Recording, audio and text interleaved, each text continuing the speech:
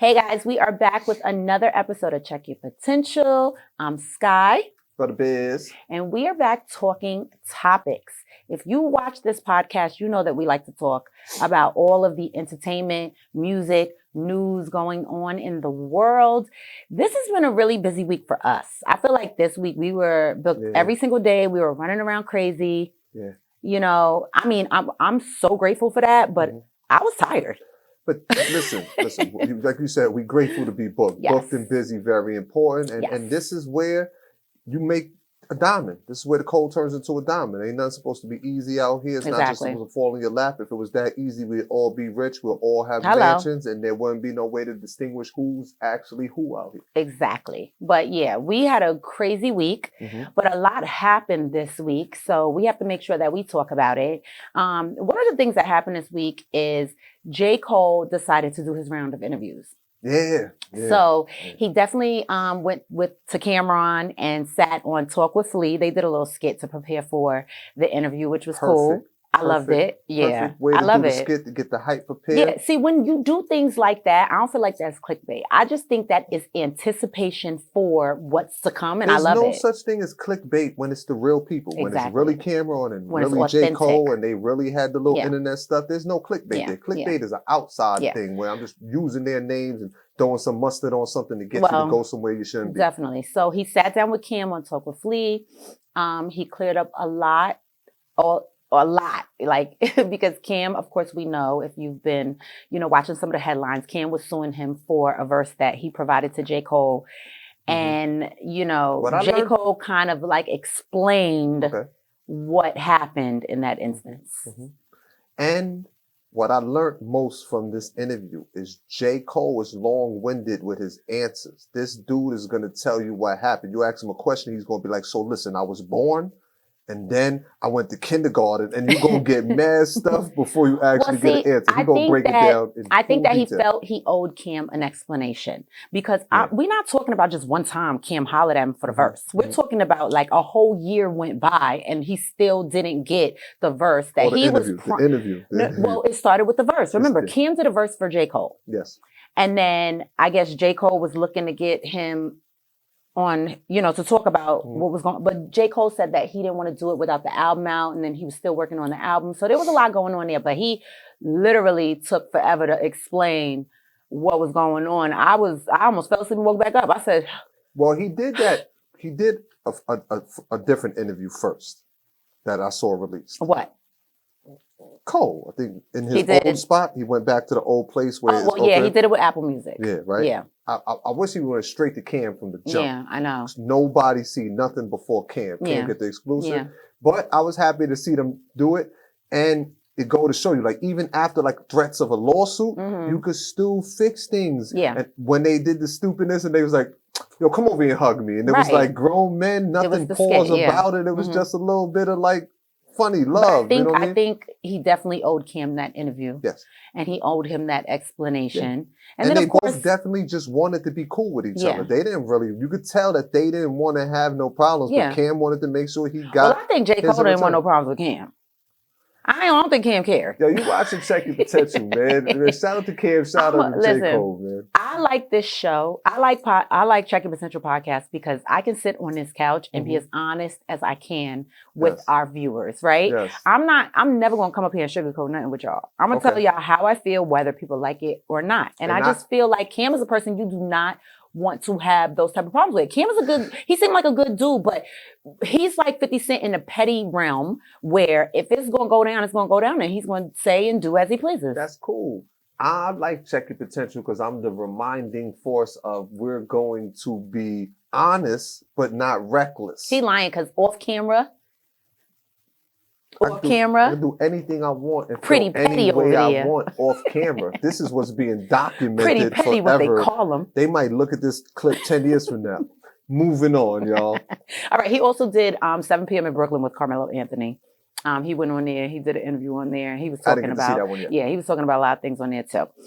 So shout out to Cole because he doesn't do interviews a lot. So when I saw when we were prepared for him to get ready to do this round of interviews, we knew he was only going to sit down with a certain amount of people, and that was it. That was all he's going to get. We might not see Cole for another year and a half, 2 years.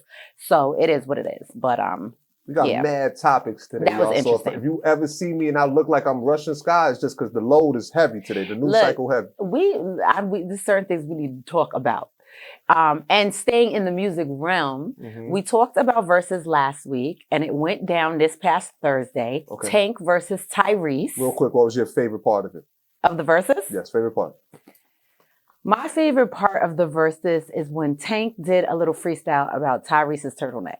All right, so right now, we agree. Best part of it. It was. The jokes might have went too far and been a little bit stingy sometimes. Like there was a moment in there where he was like, you perform in hotel lobbies. And then Tank was like, you don't know nothing about hard ticket sales. It was a little bit too much for me. Okay. I enjoyed the turtleneck. Let's just break it down for those who didn't see. So Versus went down this past Thursday. It was definitely a more humorous battle. The two went head to head. They did their songs. Tank brought out a lot of different guests. Right, he brought out Trey Songz. He brought out LaToya Luckett. He brought out a bunch of other people. Tyrese brought out Chingy in the beginning. He kind of. I didn't even see Chingy. I missed that part. Yeah. He brought out Chingy in the beginning. But I just think that there was a lot going on, right? And I think the humor was a part of it. And I think the relationship that Tank and Tyrese have allows for them to be that humorous on stage like that. So a lot of people didn't understand why they were going at each other like that. But that's what they do is they're in a group together. So I think that they do this behind the scenes. They do it in front of the scenes.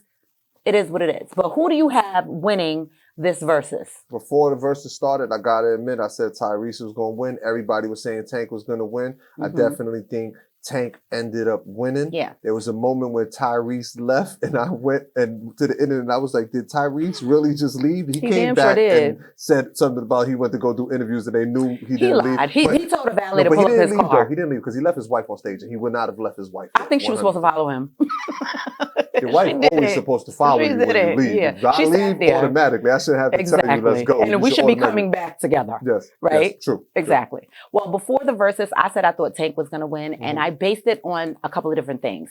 Number one, I think Tank is a better performer when it comes to not only just performing your songs, but being able to freestyle different parts of it. If you watch his podcast, R&B, Money, very good on he the spot. does that. Like he will play the piano and freestyle something right there. Yeah. So right there, I knew that it was going to be Tank. I also knew that Tank had the humorous gene in him. So he was definitely going to put that in there. And then you're going to bring out everybody and their mama? Like, come on. Okay. He won before they got to like song 7. Shout out to Tyrese, man. He won before they got to song 7 to me. But this was all a setup because they're going to be headlining the USB Arena. Okay. They're doing a whole concert together. They're also going to bring Genuine. Tamar Braxton's going to be there. Lloyd, Silk, and Next. Got the lineup ready. Silk this and is going to be some old school too. A little throwback to some good R&B music. So they knew what they were doing when they did this versus. So shout out to Tank. Shout out to Tyrese. You guys did your thing and you gave us an entertaining versus. Yeah, 100%. Definitely. All right. In other news, I wanted to talk about this because I thought this was insane and I want to know what you guys think about this. So recently, golf's godfather, Tiger Woods, was arrested. Okay. He was arrested on a DUI charge. Now, the weird thing about this that everybody's talking about, because you can get arrested and everybody's just like, oh, he got arrested. But the weird thing about this is the police said he was impaired. Okay. The breathalyzer blew at a 0.0. He denied the urine test. Yeah, because he probably wasn't on the liquor. He probably was on something else. Right. So everybody is like... I'm not giving a J. Cole long-winded answer on this. I honestly don't care about Tiger Woods and his DWI. Like, I don't That's not the question here. The question is, what would be in your system that you would deny the urine test? Mad stuff. Yeah, but why is it that you don't want us to know what it is? Why you don't think that's weird? Any drug addict want you to know what drug you're using? You flipped your SUV. You flipped your SUV. We already know you was on something. Just tell us what it was and let's move on. No, that's like the equivalent of like you murdered somebody. It's like, tell us who you murdered. It's like, no, keep your mouth shut. I'm not doing none of that. I'm not taking the piss test. I ain't telling nothing. I'm not clearing nothing. Talk to my lawyer and my lawyer get me out of this, man. Now you're just going to have everybody wondering, they was gonna do what that is anyway. Tiger Woods on? If you would have just told us, like, I just took an Ambien, I was just running up the street right quick. I fell asleep. You said Ambien, I said ketamine. Someone else is like, no, it was an oxy. Cool, let us speculate. Whatever it was, now you looking crazy. He been looking crazy. I know, but you look crazier. All right. You look crazier. Moving on.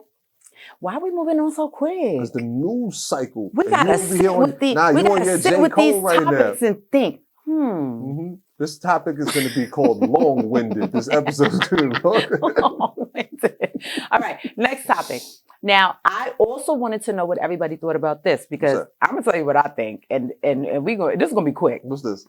So Kai Cenat recently had stopped streaming, and everybody knows that he's like the number one streamer. Okay. Now, he stopped streaming and he said he's not streaming anymore. He said that he is going to focus on his clothing line, Vive, and he also said he's going to focus on acting. He said he has made $750 million streaming. He has $200 million in the bank. So he ain't streaming no more. Got $200 million in the bank, you don't got to do nothing. If you were Kai, do you think you owe it to your fans to continue streaming? Or are you like, wish I told him I'm out of here. I'm doing what I want now. I don't owe it to his fans to continue streaming. Okay. It's not like he's going to disappear. He's got other things. His fans want to continue to support him. And it's not like he's not going to get in front of the camera and talk about his clothes and get in front of the camera and talk about whatever movie he wrote or his pursuit to it. And Kai's even introduced us to other streamers. So if you into just that, go watch the people he put you on to. But when you got $200 million in the bank, you don't got to do nothing you don't want to do no more. And we're going to solidify that right now. Because if I get $200 million and I decide that I don't want to do Check Your Potential no more, to the viewers watching, I still love y'all, but I'm on the island with my toes in the sand and let me enjoy my money because we only got one life to live. Well, don't you think you could do both? Is there no doing both? Not to not the dude who was streaming every day that would go live from the shower, go live. I'm sleeping, y'all still going live. Not to that type of streamer. I 100% agree with you. I feel like if I made $750 million and I got $200 million in the bank, I don't even know y'all gonna ever see me again. Exactly. I'm going somewhere very foreign. And I don't mind my business. Y'all probably won't even see me on the internet. I probably won't post a story. I'm going somewhere where $200 million is like $800 million. They're going to be like, what happened to them? Don't worry about it. We good. This is what happened. We good. All right. In other news, last night, a lot of people don't even know, but there was a boxing match. Okay. Weird Fundoro versus Thurman. Okay. A lot of people didn't even know it was on. It was on DAZN. And let's just say Fundoro came out on top, but Thurman was very upset. The fight ended up getting stopped because Fundoro was pummeling Thurman. Thurman's face was looking crazy, but in an after-fight interview, he said that he doesn't think the fight should have been stopped. He said that he could have kept going another 4 minutes, and he said they were just getting started. I do feel like he was getting beat up, and it got to the point where tall dude, the 6'3" dude was getting loose. That's Fundoro. He was getting loose, and it was becoming like easy for him, right? But I also do agree with the other boxer that he's an older dude. He come from when they slug it out to you fall unconscious, and now they stopping these fights early. Boxing is a rough sport. They don't want nobody getting injured. I do feel like they should have stopped it. It was getting easy, right? There was a fight prior that got stopped a little too early on that fight card as well. But look, they say being a referee is hard. Making that decision is hard. And I do understand that. I'm not enough of a boxing fan to really tell you should I have stopped. Now, fighting in the street, there's a point where you knock your opponent's lights back, and I don't think you should give him that extra kick. This is boxing, though. They got different rules. First of all, the arm reach was very unfair. I think Fundoro was extremely tall. He was like 6'3". And Thurman was 5'8". And when you looked at, Fundoro punching down, Thurman was running into every punch. Like, I was just like, how is this fair? He looked bad. I think that the referee stopped it at the right time. I think it's easy to say, I could have kept going. But dogs, we was watching you and you was getting beat up and you was barely punching back. And there was a time where I thought you was about to get knocked out. It was time. They had to stop it. You were not you were not where we were seeing the fight happen. So yeah, I think they stopped it just at the right time. I think he would have got hurt. Either way, he got a check. Exactly. You got to check. He had just came back after a while. Exactly. He fought 2 times. They said in 6 years. Yeah, so that's not too much. Yeah, so I think you need to fight a little bit more, and then maybe rematch with him at some point when you're a little more confident. He only had one loss, and it was to Pacquiao. He had lost to one of the greats. So if he came back, I hope he came back because he needed the bag, right? And not just come back to get another L on your record. I think he came back thinking he was going to win because the way he was talking before that fight, he was talking like he was going to win. He was talking crazy. Say he was going to teach the young man a lesson. I thought he was going to win. Like, remember, I said I have Thurman. They said that he partied to 12 o'clock the night before. He should have got a little more rest. Yeah, you should have went in the house. Yeah, you should have went in the house because that was insane. All right. Now we're going to get to some music. Yes. This week was definitely a heavy music week. There were a lot of music drops, and we're going to get right to it with the one that I was anticipating, and I didn't even know the full album was going to drop. Kanye West dropped his album, Bully. Now, he teased us a while ago with Bully, just a couple tracks. I think it was like 4 or 5 tracks. Now he dropped the complete album. Mm-hmm. The album featured Travis Scott. We got a Don Toliver track on there. CeeLo was on there. Mm-hmm. And there were a couple unknowns on there. But what did you think about the project? I like the project. I think Kanye's epic at setting the scene and the tone for very big music. Yeah. I wanted, as the rapper in me, more bar work, a little less singing. I wanted more rapping. Yeah. I do enjoy the singing, the build up, the sonics behind it. Kanye knows how to want frequencies and different weird tones and great sampling. As far as the production, I feel like the production is level 10. You want me to get into some of my favorites? Well, what was your favorite track? Yeah, why not? I Can't Wait. That was my favorite song on the album, definitely. Preacher Man. I like Preacher Man too. There's another one that I like Brothers and Sisters. Whatever something. I forgot the name of it. Well, Preacher Man and I Can't Wait would be my favorite. I like I Can't Wait. I think on this project, he likes to sing and rap over samples. Blurred together with weird tones. Like, I don't know if I like it. Like on I Can't Wait, I didn't mind it. I like it. No, sometimes I feel like it's a lot going on. It sounds like noise. Yes, it do feel like it's a lot. It's a lot. And if you don't use it exactly right and maybe drop the bass line out or take away a hi-hat, there was even a song, and I'm sorry I don't remember the name of it, where he was singing or rapping over the sample, and then all of a sudden the sample came on by itself, and it was loud. Yeah. I said, "What the hell? Did you turn up the music?" And you were like, "No." I'm like, "Yo, that don't came let Kanye in crazy." See this, because Kanye gonna go back and remix. You know, Kanye he'll mix an album from 4 years ago and be like, "Oh, I don't like the way that sounds. Let me go remix it again." Yeah. You know, I like this album better than the Vultures projects. When he dropped Vultures 1 and Vultures 2, I was a little confused. I didn't understand what was happening, but I think he's gotten back to a little bit of his roots in this album. I hear a little old Kanye in there, and I like it. There definitely is some classic retro sounding Kanye on this album. On this project. It almost gave me the vibes of like Life of Pablo almost. It kind of like he was back in that era of making music. The production was good. You know, I like a lot of the melodies and a lot of the sounds. I like this. I think he's in a good place right now. And Bully was definitely a good album. Now, another album that dropped was Fetty Wap's Xavier album. Xavier. It featured Wiz Khalifa, Max B, G Herbo, and more. More of like a singy type of vibe on there. He didn't rap too much. We got a little bit of traditional Fetty towards the end of the project. Yeah. But the beginning of the project was definitely like, he got bigger, different plans than just to be performing these songs.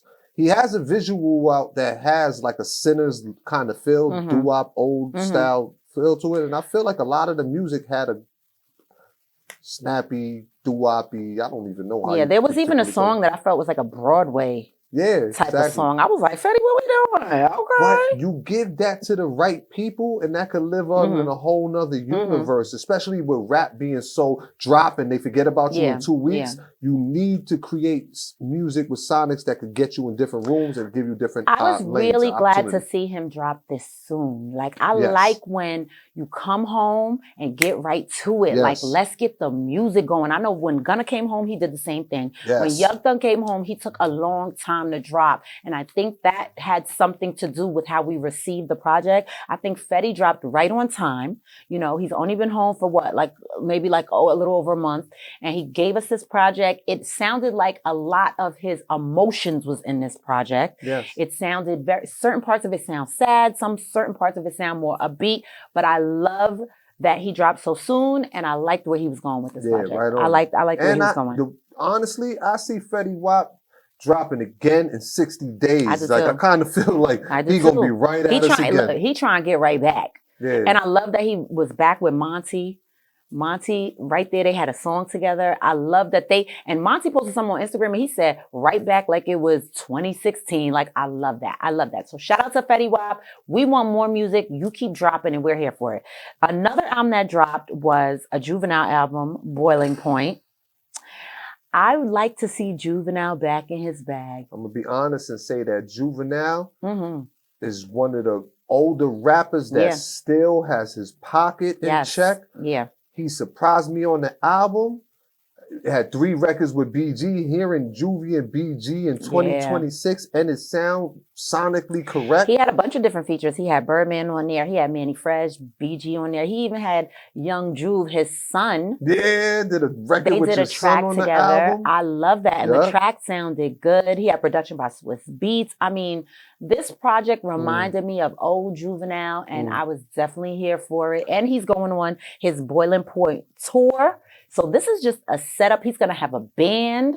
I love this for him. I love this for him. Listen, Juvie is no way possible not 50 years old. You get what I'm saying? And he got his podcast. He's doing his thing right now. I am not mad. Clean. The music sounded good. He wasn't out of pocket. There ain't no fronting on Juvie. He surprised me with the project. He could definitely get another spin. I'm gonna make sure that we clip this off for Juvie because the world gotta know, he's still back. He's still here. Pocket, yes, his pocket. He still got it. Breathing. He still got it. His bars connected. And the performances, he's going to make it a good show. I would have liked to see a Lil Wayne track on there. I would have loved to see Wayne. We know there's a lot of politics behind that. So, it is what it is, maybe in the future. But BG is staying close. I love that. Yeah. And, Juvenile's still doing his thing. So I love that. No front on Juvie new work, man. Yeah. That could get a play. Go listen to Juvenile's Boiling Point right now. And shout out to the 400 band. All right. So Fabio Foreign also dropped an album, more like an EP, I want to say. It's been a while since we had a Fabio project. It's called Still Standing. It features Polo G, Trey Songz, Lil TJ, and a couple more features. We listened to it. I feel like later into the project, it sounded more like Fabi. It sounded like the tracks that I was used to hearing from Fabio. Fabi's music right now sounds like he did a little bit of arguing on the internet, and now he's defending who he is. He did a little breakup with whoever his friends was that he ain't messing with no more, and he's defending himself. Like maybe people attacked his character, and he got something he got to prove. I mean, for you to name your project Still Stands, and it's like you got something to prove. Yeah, you got something to prove. 100%. Yeah. Another project that dropped was Jazzy's album. Okay. Jazzy dropped Soundtrack to Get Her Back. It featured Mary J. Blige, Chris Brown, Jeremiah, John B. Those are good features. Listen, I like Jazzy. I feel like every time Jazzy drops, she drops heat. She makes good music. She makes upbeat music. She also makes slow songs. She knows how to put good songs together. And this is why Puff used her for the Love album and to do different songs when he was doing music, because he knows that Jazzy is talented. And no matter what, when she drops, we're going to get good music. Okay, we just need, I guess, all the pods, all of the streamers to speak on her a little bit more, just to give the music a little bit more legs on the marketing side, since you're saying it's actually clean. I don't think Jazzy need nothing. I think Jazzy needs to continuously drop music. Okay. I think eventually she'll get there. I think the talent definitely speaks for itself. Okay. She knows what she's doing. She knows how to write. She knows how to put those songs together. And there was a reason why Puff was using her so much, because Puff knows how to spot talent. That's the one thing we do know about Puff. Regardless of everything else in the controversy behind him, he knows how to pick good writers. He knows how to align himself with people that know how to put songs together. Shout out to Jazzy. I really think that this album is good. This has replay value for me, and I'm going to be playing it again and again and again. Let's go. Okay. Any other music you want to talk about? There was not new music that I heard, but I definitely want to say that something I did like on the internet happened. I seen Tony Yayo post a picture with Lloyd Banks saying that he just heard new music from Banks and it's all home runs. I love to see Yayo supporting Banks out in the open. I like to hear that Banks got new work coming. I hope Yayo gets a record on I would love to see. Listen, I'm for a G Unit reunion. Yeah, so we know who won't be there though. Who? Young Buck. Listen, you Sorry, never Buck. know, because you could be like, yo, it's all good, and Banks can make it happen on the side, right? But at the end of the day, for J.O. to post a picture online in the comment section, everybody, I see so many people in there cheering it on. Like, we all want to see Banks with the unit all together. Well, recently 50 Cent had posted something on Instagram, and behind the audio behind it had a Lloyd Banks song. And I kept saying, wait a minute, is this a new song? Like, is 50 really promoting a Lloyd Banks song? So that was almost like he was getting us ready for Banks. Like, Banks is coming. And I love that. I love the support. Salute the Banks. We love G Unit. Yeah, me too. So shout out to Banks. And Banks has been dropping. We can't say... No, Banks been dropping. Yeah. I'm just saying that when... The connection isn't to Banks dropping. Banks is nice. Nobody can front on Banks. We understand that he's a great rapper. He was a major part of that beginning run that catapulted 50 as well. Yeah, right? Definitely. I'm just saying that watching Yayo post the picture to celebrate him before the music even drops is like showing this, showing the bond, the showing solidarity. The connection. So that's what I like about it, seeing that. Yeah. Seeing that, I want to see Banks hit that pod ASAP. I want to see Banks talk with Tony Yayo and Uncle Murder. To see that. Good classic stories directly. You know, Banks is more of a quiet as kept person. So I want to see it. But I know if anyone could get Banks to talk on camera, Uncle Murder and Tony Yayo together is going to get him to pop his little shit. I think he would definitely slide 100%. By and just like sit down with them. I just had to say something about that. Yeah. So what was your pet peeve this week? Anything bother you? I know you are Mr. Unbothered. But did anything aggravate, bother you? Did you see something on the internet that you was like, ugh? Or you were like, oh my God. Nah. Anything? No? Nothing on the internet that made me... This week, like you said, it was a busy week. I know. So, well, what did you... Anything in your real life that, you know, you were dealing with that kind of aggravated you? Nah, I mean, we filmed a couple events on our corporate side. Y'all know how we do. Got to get to the baggie to be able to fund this type of stuff. Yeah. I do want to say about one of the events that we filmed this week. It was a poker event, and it was crazy to see some of them people come out. Like, it was over 200 people at this poker event, and they were spinning their bread. Like, lose all the bread on the table. Rebuy. Crazy. Like, to me, I was saying to you, how much do you think one of the average people at that poker event spent in one day? Because they were filming for like what? They were doing it for like... We only was there for a certain time, but they going to be there till there ain't nobody left on the table. It was like a 10, 12 hour, something like that event. So how much do you think one of those people spent in that period of time? $500 to $1,000. Yeah? $500 to $1,000? $500 to $1,000. Wait, you're talking about all day? I saw somebody just raise $1,000.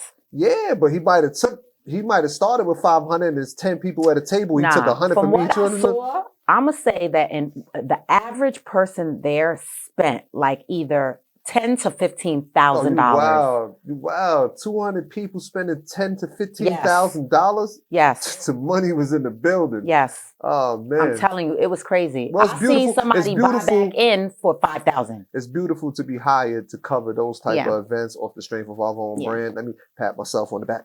Me too. You get what I mean? Like that type of energy. Okay, so my pet peeve this week is so silly, but at the same time, it kind of aggravated me. What? Like, it was just aggravating me.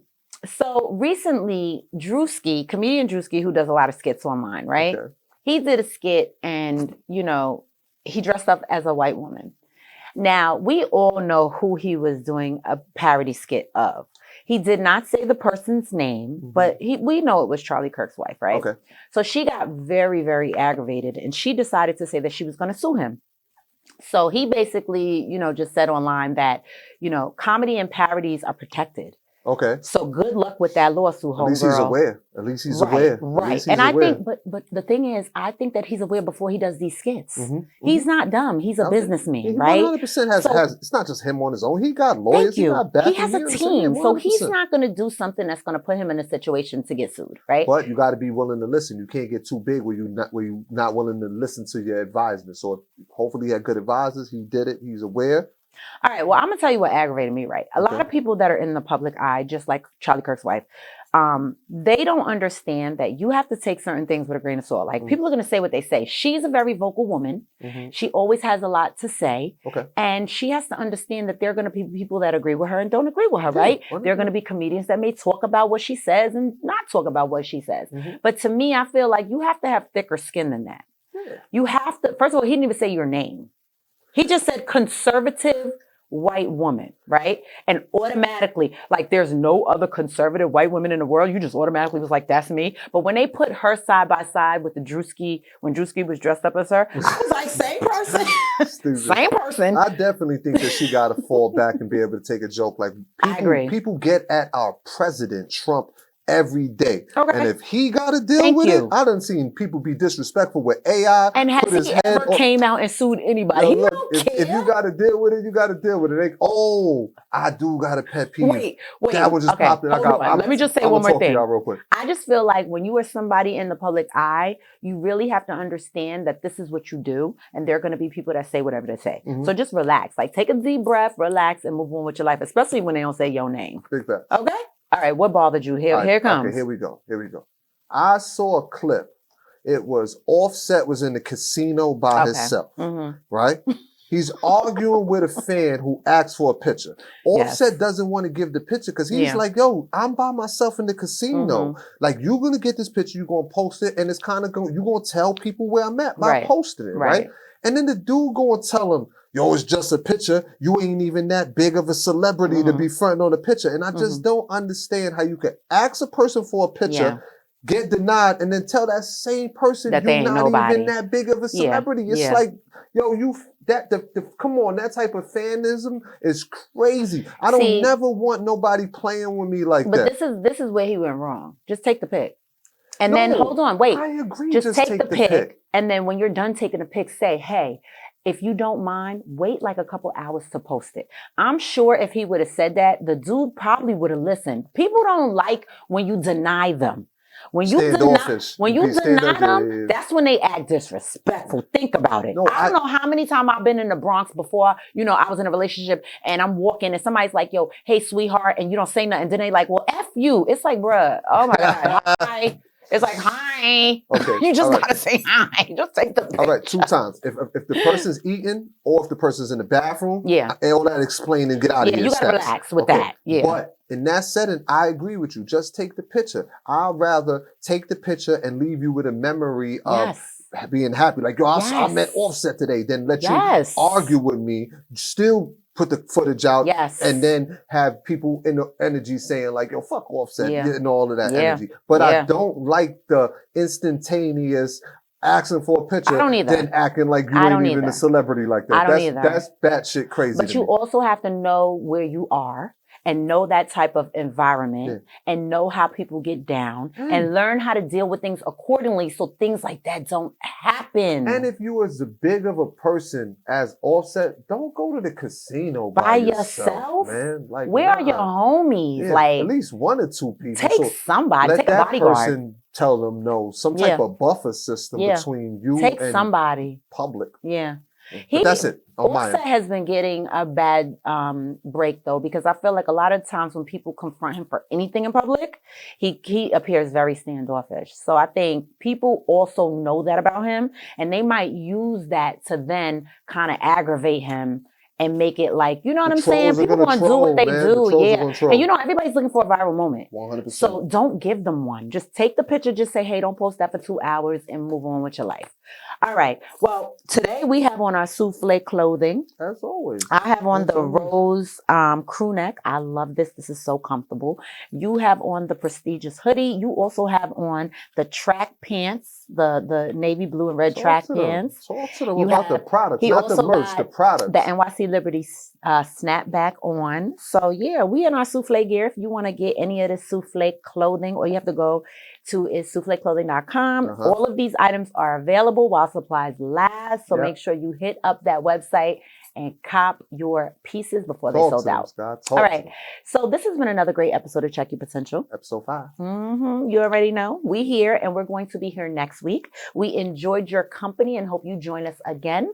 And until then, we are the tribe and we're here to say we will see you on another episode of Check Your Potential very soon. Peace. Peace.